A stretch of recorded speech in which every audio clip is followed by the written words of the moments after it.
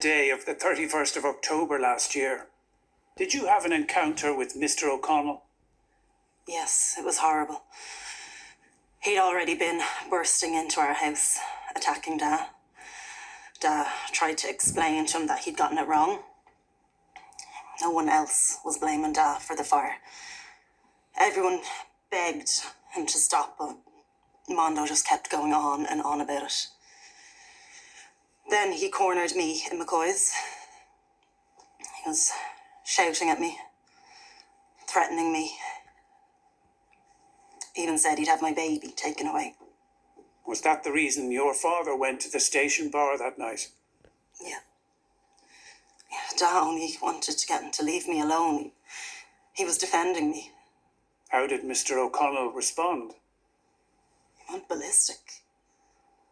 Then he hit Dad. So hard. Right in the face. The punch knocked him off his feet. I heard the thump of his head as it hit the floor. It was like his head was smashed open. There was so much blood. Ma was screaming. I was hysterical. And then I watched the life pour out of my dad.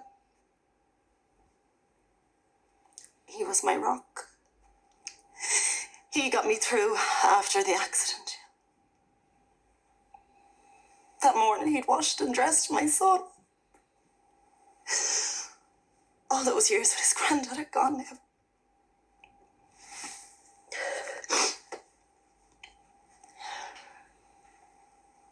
Thank you. Do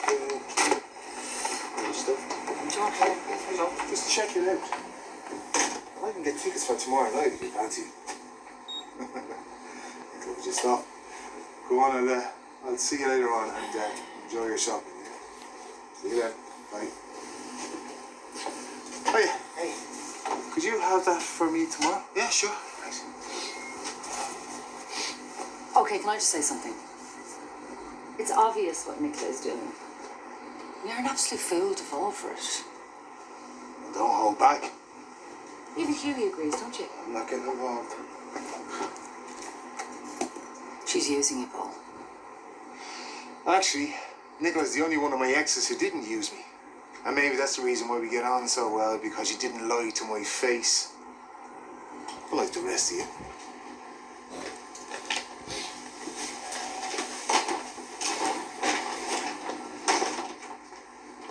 Says the biggest user and liar of all time.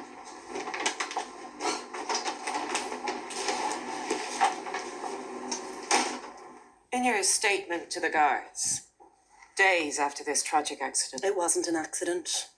you made a sworn statement stating that Mr. Collins could not have started the fire in the Rafferty development.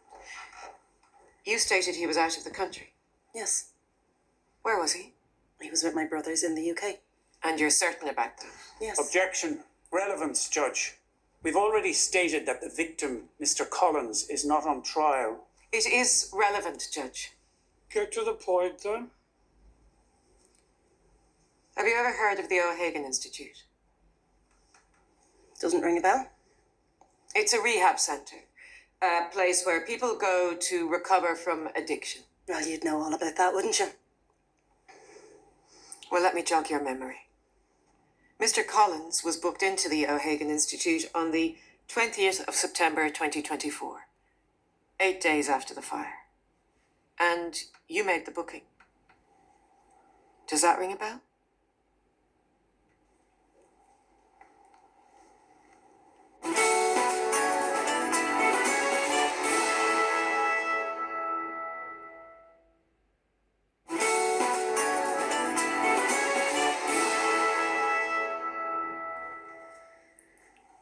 Da had a gambling problem.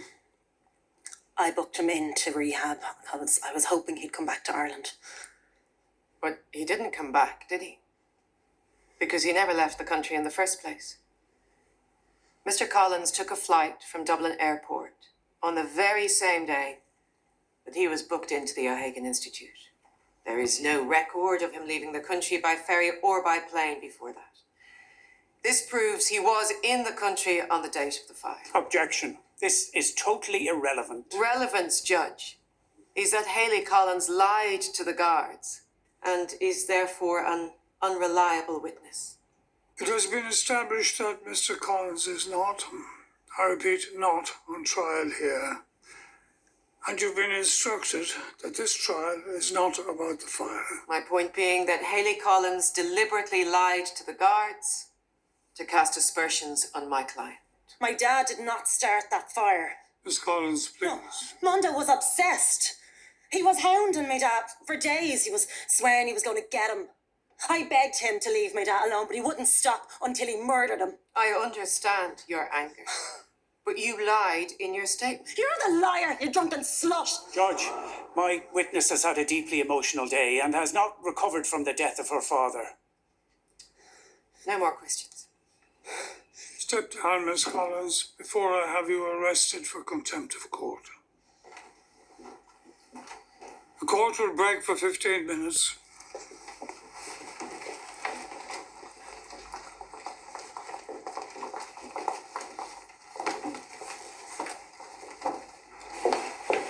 Where is she? I don't know.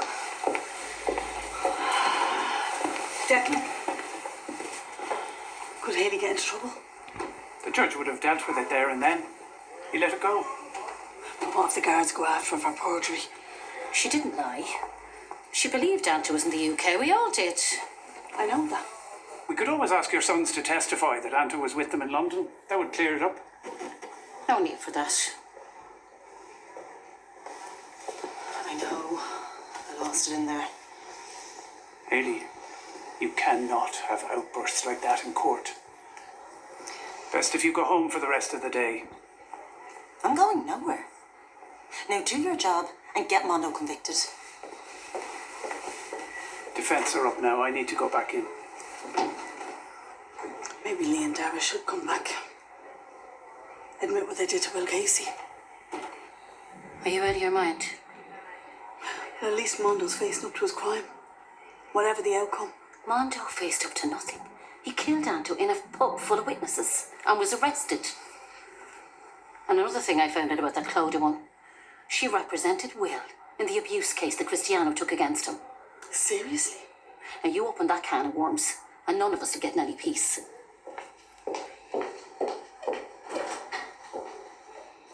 Kira and Alex are our character witnesses. Where's Alex? Go there for some air. Mr. Slattery, have you any more witnesses? No, Judge. The state rests. Mr. O'Donnell, call your first witness. The defence calls Kira Cassidy.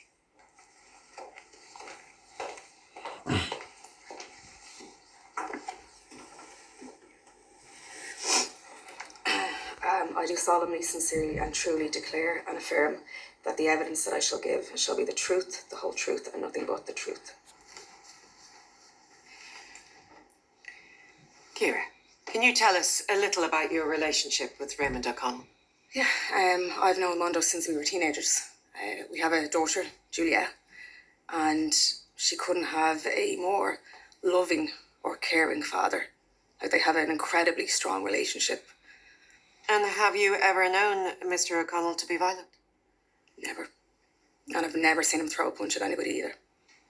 So can you take us through the night of Juliet's launch? Yeah, like it had all been going so well. Mondo had been helping her all day and he was really excited for her. And what happened when Mr. Collins entered the bar? Well, the atmosphere completely changed. Like, Anto just kept going for Mondo.